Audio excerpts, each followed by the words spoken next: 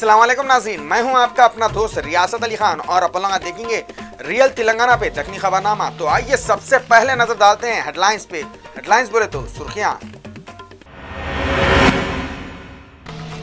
रियासत तेलंगाना के chief minister के चंद्रशेखर राव 23 जनवरी को 66वें नेशनल फार्मास्यूटिकल कॉन्फ्रेंस का इनॉग्रेशन करे।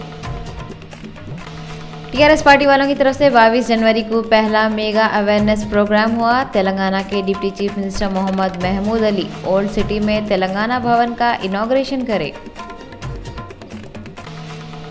रियासत तेलंगाना की हुकूमत वाले बोल रहे हैं सब लोगों को नए राशन कार्ड आते 100 महीने में देते कते। रंगारेड्डी डिस्ट्रिक्ट के एरिया में थोड़े लोग खजाने की चक्कर में एक बच्ची की कुर्बानी दे दिए। और सऊदी अरब के किंग अब्दुल्ला बिन अब्दुल अजीज का जुमा के दिन निमोनिया की बीमारी की तरफ से इंतकाल हो गया। अब खबरें तफसील से। तेलंगाना के चीफ मिनिस्टर केसीआर 23 जनवरी को 67वें नेशनल फार्मा मेडिकल कॉन्फ्रेंस का इनॉग्रेशन करे। रियासत तेलंगाना के चीफ मिनिस्टर के चंद्रशेखर राव 23 जनवरी को हाईटेक्स में 66वें नेशनल फार्मास्यूटिकल कॉन्फ्रेंस का इनॉग्रेशन करे। इंडस्ट्री के मिनिस्टर जूपल्ली कृष्णा राव भी उस वक्त पे उनके साथ थे। ये 66वीं कॉन्फ्रेंस 3 दिनों तक चलती कते। केसीआर बोल रहे हैदराबाद शहर आधे 103 सालों में फार्मास्यूटिकल इंडस्ट्री के वास्ते इंटरनेशनल सेंटर बन जाता कते। तेलंगाना रियासत के transport minister Mahendra Reddy private school चलाने वालों को वार्निंग देते हुए बोले स्कूल के बसों का एक्सीडेंट हुआ तो इसके जिम्मेदार स्कूल वाले रहेंगे। रियासत तेलंगाना के ट्रांसपोर्ट के मिनिस्टर महेंद्र रेड्डी प्राइवेट स्कूलों वालों को वार्निंग देते हुए बोले कि स्कूल के बसों का अगर एक्सीडेंट हुआ तो स्कूल वाले जिम्मेदार रहेंगे। उन्होंने एक स्कूल के फंक्शन में तकरीर करते हुए स्कूल वालों से बच्चों के वास्ते नए बसां खरीदो और अच्छे परफेक्ट ड्राइवरों को बसां चलाने के वास्ते रखो बोल के बोले। उन्होंने बोले पहले की हुकूमत की पॉलिसियों की तरफ से गरीब बच्चों को अच्छी पढ़ाई नहीं मिली और वो लोगों को आज के दौर में डिग्रियां लेने के वास्ते तकलीफ हो रही। इस वास्ते टीआरएस की हुकूमत वाले केजी से पीजी तक बच्चों को फुकट पढ़ाने का ऐलान करे और गरीब बच्चों को दोपहर का खाना भी टीआरएस की हुकूमत की तरफ से अच्छा दे रहे गते। रियासत तेलंगाना के फाइनेंस मिनिस्टर ई राजेंद्र बोले हमारे को टाइम पास करने वाले डॉक्टरों की जरूरत नहीं है। रियासत तेलंगाना के खजाने के वजीर ई राजेंद्र तेलंगाना में स्वाइन फ्लू के बारे में डॉक्टरों पे औंटते हुए बोले हमारे को टाइम पास करने वाले डॉक्टरों की जरूरत नहीं है। हमको ऐसे डॉक्टरों की जरूरत है जो दूसरों के दर्द को अपना दर्द समझ के अखलाक और सब्र के साथ मरीजों का इलाज करते। पहले के लोग बोलते रहे डॉक्टर को देखे तो मरीज की आधी बीमारी चले जाती, मगर अब तो डॉक्टरों का रवैया ऐसा है डॉक्टरों को देखते ही मरीज की बीमारी और ज्यादा बढ़ जा रही। उन्होंने लूटने वाले डॉक्टरों पे पुकार लेते हुए बोले हुकूमत ऐसे डॉक्टरों की पहचान करके उनके खिलाफ सख्त कार्रवाई करती कते। ई राजेंद्र बोले जब कोई मिनिस्टर का दौरा रहता तो पूरे स्टाफ के लोग एकदम अलर्ट हो जाते, पूरा स्टाफ हाजिर रहता और उसके बाद दूसरे दिन से फिर पहले के जैसे हो जाता। उन्होंने पब्लिक से अपील करते हुए बोले स्वाइन फ्लू से डरने की जरूरत नहीं है, हुकूमत इसको रोकने के वास्ते काम कर रही। रियासत तेलंगाना की हुकूमत वाले बोल रही सब लोगों को नए राशन कार्ड अगले महीने बोले तो फरवरी में देते कते। रियासत तेलंगाना की हुकूमत वाले पूरे लोगों को नए राशन कार्ड आए 100 महीने में देते बोल रहे हैं और वो राशन कार्ड गुलाबी कलर के रहते कहते और इस पे रियासत तेलंगाना का लोगो छपे हुआ रहता। ये राशन कार्ड खाली गरीब लोगों के वास्ते छे कहते और जिनकने गुलाबी राशन कार्ड हैं इन कुछ चावला और दूसरे चीज़ें देते कहते। ये राशन कार्डों में ख़ानदान के लोगों के नाम और पूरे डिटेल लिखे हुए रहते। ख़ानदान के हर आदमी को 6 किलो के हिसाब से चावला मिलते कहते। रियासत तेलंगाना की हुकूमत वाले जनवरी के महीने में राशन कार्ड देने का फैसला करे थे, मगर थोड़े काम पूरे नहीं होने की वजह से ये काम थोड़ा डिले हो गया और हुकूमत के ऑफिसर बोल रही वो लोग ये पूरे काम ख़त्म कर लिए और बचे हुए खाली 10% काम है कहते और ये काम फरवरी के पहले हफ्ते तक पूरा हो जाएगा बोल रहे हैं और लोगों को राशन कार्डों के साथ साथ राशन भी मिल जाता कहते। डायरेक्टर जनरल ऑफ पुलिस हैसो एन सांबा शिवा राव को Andhra Pradesh state road transport corporation का वाइस चेयरमैन और मैनेजिंग डायरेक्टर बना दिए। 1984 बैच के आईपीएस ऑफिसर हैसो एन सांबा शिवा राव विशाखापट्टनम के पुलिस कमिश्नर और डायरेक्टर जनरल की पोस्ट पे काम करे सो है और अब एन सांबा शिवा राव को एपीएस आरटीसी का वाइस चेयरमैन और मैनेजिंग डायरेक्टर बना दिए। इन्हों अपनी पोस्ट का चार्ज जुम्मे के दिन से संभाल लेने वाले हैं कहते। यहाँ पे हम आप लोगों को ये बताना चाह रहे हैं कि अभी एपीएस आरटीसी के टुकड़े नहीं हुए और आरटीसी के प्रॉपर्टियाँ रियासत आंध्र प्रदेश और रियासत तेलंगाना में बंटने के काम नहीं हुए। अभी यह मामला जिधर का उधर ही अटके हुआ है। अभी यह मालूम नहीं हुआ कि इन रियासत तेलंगाना के आरटीसी के एमडी का पोस्ट संभालते या फिर रियासत एपी के आरटीसी के एमडी का पोस्ट संभालते। सऊदी अरब के किंग अब्दुल्ला बिन अब्दुल अजीज का जुम्मे के दिन निमोनिया की बीमारी की वजह से इंतकाल हो गया। जुमे की रात को 1 बजे सऊदी अरब के बादशाह शाह अब्दुल्ला बिन अब्दुल अजीज़ का इंतकाल हो गया। शाह अब्दुल्ला बहुत दिनों से बीमार थे। उन्होंने निमोनिया और फेफड़ों के इन्फेक्शन में मुब्तला थे। उनके 2 ऑपरेशन अभी हुए थे। साल 2010 में उन्होंने इलाज के वास्ते अमेरिका को भी गए थे, जहां पे उनका 3 महीनों तक इलाज चला। शाह अब्दुल्ला बिन अब्दुल अजीज़ की नमाज जनाजा असर की नमाज के बाद मस्जिद रियाद में हुई। शाह अब्दुल्ला के वालिद शाह अब्दुल अजीज़ को 37 बेटे थे। उनमें शाह अब्दुल्ला 13वें बेटे थे। उनके भाई शाह फहद के इंतकाल के बाद उन्होंने अगस्त 2005 में सऊदी अरब के बादशाह बने। बादशाह बनने से पहले उन्होंने अलग अलग पोस्टों पर रहे। शाह अब्दुल्ला बादशाह बनने के बाद सऊदी अरब बहुत तरक्की करा। उनके दौर में खास तौर पे तालीम पे उन्होंने बहुत तवज्जो दिए। शाह अब्दुल्ला के दौर में मस्जिद हराम और मस्जिद नबवी के एरिया को बढ़ाने के काम हुए और उन्होंने दहशत गर्दी के बहुत खिलाफ थे। शाह अब्दुल्ला बिन अब्दुल अजीज़ की मौत पे सारी दुनिया के बड़े बड़े लीडर अफसोस करे, जिनमें इंडिया के सदर प्रणब मुखर्जी, पीएम नरेंद्र मोदी, अमेरिका के सदर बराक ओबामा और पाकिस्तान के पीएम नवाज शरीफ के अलावा किते की मुल्कों के बड़े बड़े लोग हैं। उनके जनाजे में शरीक होने बहुत से मुल्कों से बड़े बड़े लोग आने वाले हैं। किंग अब्दुल्ला के जानशीन सलमान बिन अब्दुल अजीज़ बन रहे। उन्होंने इशा की नमाज के बाद हलफ लेते कहते। 80 साल के सलमान बिन अब्दुल अजीज़ शाह अब्दुल्ला के सौतेले भाई है। शाह अब्दुल्ला की बीमारी के वक्त उन्होंने हुकूमत संभाल रहे थे। सलमान बिन अब्दुल अजीज़ अपने वली अहद के वास्ते शहजादा मुखरिन का नाम पेश करें। कर्नूल डिस्ट्रिक्ट में थोड़े चोरा एमआरओ की जीप को जला के भाग गए कहते। ऐसा मालूम हुआ रियासत आंध्र प्रदेश के डिस्ट्रिक्ट कर्नूल में थोड़े नए मालूम सो चोरा वहाँ के एक एमआरओ की जीप को जला के भाग गए।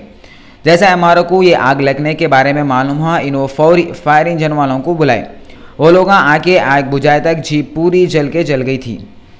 पुलिस वाले को जब मालूम हुआ तो उल्ना भी फौरी स्पॉट पे आ गए और इसके बारे में एक केस लिख के छानबीन कर रही कि एमआरओ की कार को कौन तो भी जलाए और कई को तो भी जलाए। महबूबनगर डिस्ट्रिक्ट के एक गवर्नमेंट हॉस्पिटल में जो भी लोग इलाज के वास्ते आ रही, दवाखाने वाले उन लोगों से रिश्वत ले रही और उसकी वजह से जुम्मे को एक आदमी खुदकुशी कर लिया। महबूबनगर डिस्ट्रिक्ट के एक गवर्नमेंट दवाखाने में जो भी लोग इलाज कराने के वास्ते आ रहे थे तो वो दवाखाने के लोगों से रिश्वत भी ले रहे थे कहते। और अगर कोई डिलीवरी के वास्ते आया तो बच्चा पैदा हुआ तो अलग डिमांड कर रहे थे और बच्ची पैदा हुई तो अलग डिमांड कर रहे थे कहते।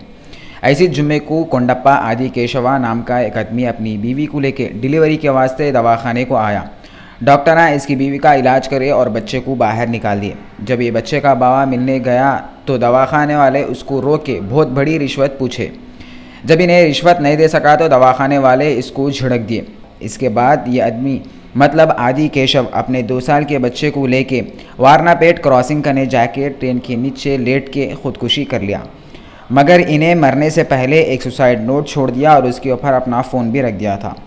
जैसा ये केस के बारे में महबूबनगर डिस्ट्रिक्ट की कलेक्टर श्रीदेवी को मालूम हुआ, इन्होंने हॉस्पिटल को आके पूरे कामों के बारे में जायज़ा लिए और हॉस्पिटल के मैनेजमेंट के बारे में लोगों से पूछताछ करे और ये दवाखाने के मैनेजमेंट के ख़िलाफ़ मेडिकल के डायरेक्टर को एक रिपोर्ट बना के भेजे।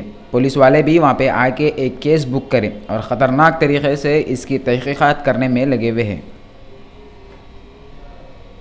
తను రాసింది ఏంటంటే స్వీపర్స్ వార్డ్ బాయ్స్ స్వెటర్ కావాలన్నా లేకపోతే చిన్న గుడ్డలు ఏమైనా కావాలన్నా డబ్బులు అడుగుతున్నారని, దీనివల్ల వాళ్ళు చాలా బాధపడుతున్నారని, లేకపోతే ఇది చెప్పడానికి వచ్చినప్పుడు కూడా సంజాయించడానికి డాక్టర్ గారు ప్రయత్నించారని కావాలి. మళ్ళీ సాయంత్రం మళ్ళీ ఆ మందులు అయినందుకు కడుపులో క్లీన్ చేస్తారంట కదా, దానికి చేసినందుకు మళ్ళీ ఆయనకు అలాగా 50. ఇంకొకటి డెలివరీ అయిన మనసులో కూడా ఇంతకు ముందు నా చిన్న బిడ్డకు డెలివరీ చేసుకుంటుంటే ఆ పాపకు ఒకవేళ డెలివరీకి తీసుకొచ్చినది కూడా వాళ్ళకు కూడా ప్రాబ్లం ఉంది సార్. వాళ్ళు బయటకు వచ్చినాక పాపని ఇచ్చేంత వరకేమో సార్ బాధ్యత ఉంటుంది, సారే తప్పు కాదు అది. एमआरपीएस के बड़े मंदा कृष्णा मादिगा आंध्र प्रदेश के सीएम चंद्रबाबू नायडू के ऊपर बहुत औंठ लेते हुए बोले कि चंद्रबाबू नायडू एक बहुत बड़े धोखेबाज है कते। MRPS मतलब मदिगा रिजर्वेशन पोराटा समिति के बड़े मंडा कृष्णा मदिगा आंध्रा के CM चंद्रबाबू नायडू के ऊपर बहुत औंठ लिए और बोले उन्होंने एक बहुत बड़े धोखेबाज है। मीडिया से बात करते हुए मंडा कृष्णा मदिगा बोले कि लोगों को धोखा देना चंद्रबाबू की फितरत है। कई को बोले तो इलेक्शनों के टाइम पे चंद्रबाबू वादा करे थे कि SC मतलब निचले तबके वालों को रिजर्वेशन देते और आगे भी बढ़ाते, और इस वास्ते हम लोग इनके ऊपर भरोसा करके इनको वोट डाले और जिताए।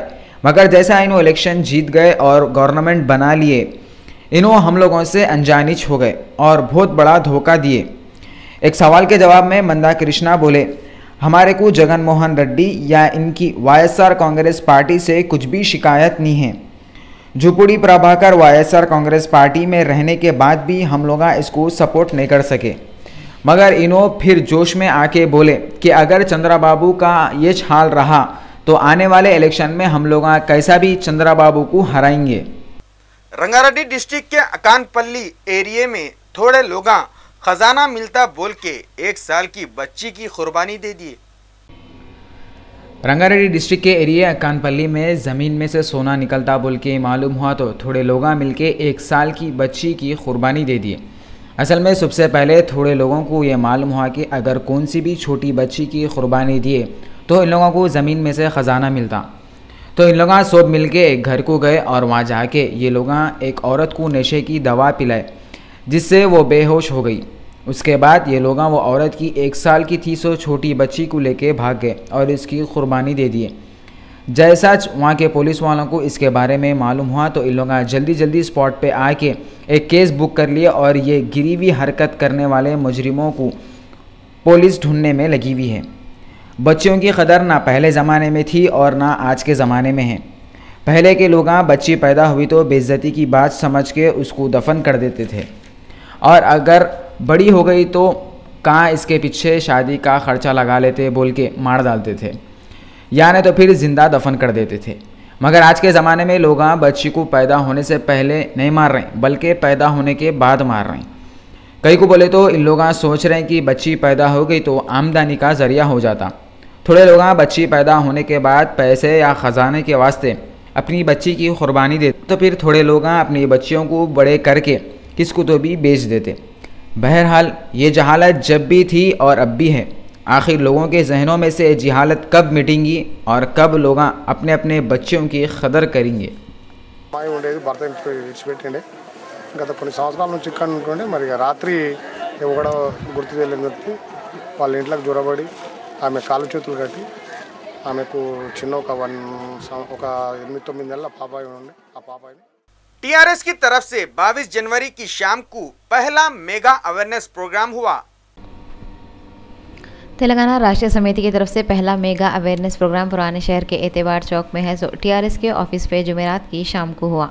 ये मौके पे एतबार चौक में TRS ओल्ड सिटी भवन का इफ्तिताह तेलंगाना के डिप्टी चीफ मिनिस्टर जनाब मोहम्मद महमूद अली साहब के हाथों से हुआ। ये मौके पे उन्होंने तकरीर करते हुए बोले जो गरीबा स्लम एरियो में रह रहे उनके वास्ते हुकूमत जाती घरा बना के दे रही। उन्होंने बोले हुकूमत जो इलेक्शन के वक्त वादे करी थी वो वादे को पूरा करते हुए गरीबों को फुकट में ये घरा दे रही। उन्होंने बोले इसके वास्ते किसको भी पैसे देने की कोई जरूरत नहीं है। TRS हुकूमत माइनॉरिटी को जो सहूलत दे रही उसकी तफसील बताते हुए उन्होंने बोले आज तक कोई भी हुकूमत माइनॉरिटी को इतना बजट नहीं दी थी जितना TRS हुकूमत दे रही।